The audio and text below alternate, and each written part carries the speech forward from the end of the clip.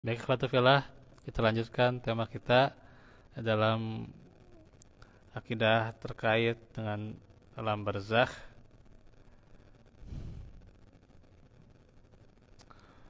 Selanjutnya, bagaimana kita sudah menjelaskan nikmat dan azab kubur ya.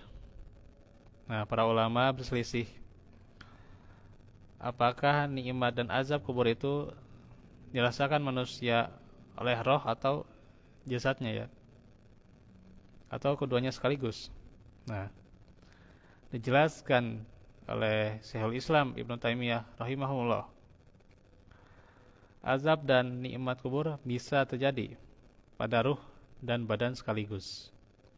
Ini adalah kesepakatan para ulama Ahlus Sunnah wal Jamaah. Terkadang ruh diberi nikmat dan diazab dalam keadaan terpisah dari badan. Namun terkadang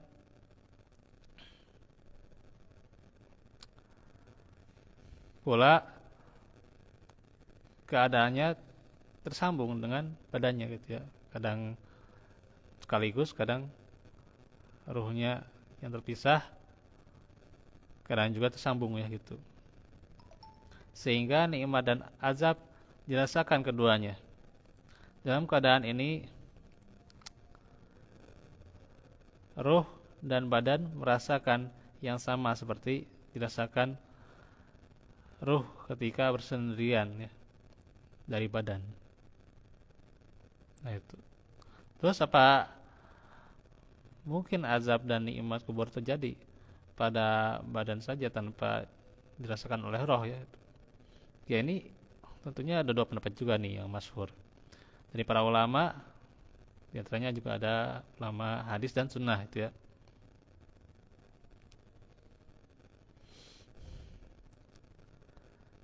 Dan ada juga pendapat-pendapat yang syadz atau nyeleneh yang tidak dikatakan oleh para ulama. Nah, pendapat yang mengatakan bahwa roh saja yang merasakan nikmat dan azab sedangkan badan tidak akan merasakannya, ini adalah perkataan dari orang-orang filsafat ya, yang mereka mengingkari adanya ma'adul abdan, dipulihkannya kondisi badan itu ya, kondisi jasad setelah mati. Mereka adalah orang-orang kufur, kata kesepakatan ulama kaum muslimin. Nah, Syekh Saleh atau Syekh Muhammad bin Shalih Al Utsaimin ya,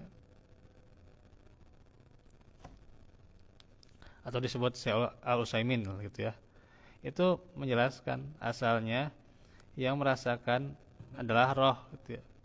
Karena hukum-hukum yang terjadi setelah kematian itu untuk ruh ya. Gitu. Kalau kita lagi sakit, ya apa yang merasakan ya ruh gitu ya, gitu kadang gitu ya. Nah, untuk kematian bisa jadi nah itu ya, hampir sama. Sedangkan jasad ketika itu sudah mati ya, maka kita ketahui jasad mayat tidak memerlukan life support setelah ia meninggal. Ia tidak perlu makan dan juga tidak perlu minum. Bahkan jasad tersebut akan dimakan belatung. Sehingga asalnya yang merasakan ini adalah ruh. Namun, Syekhul Islam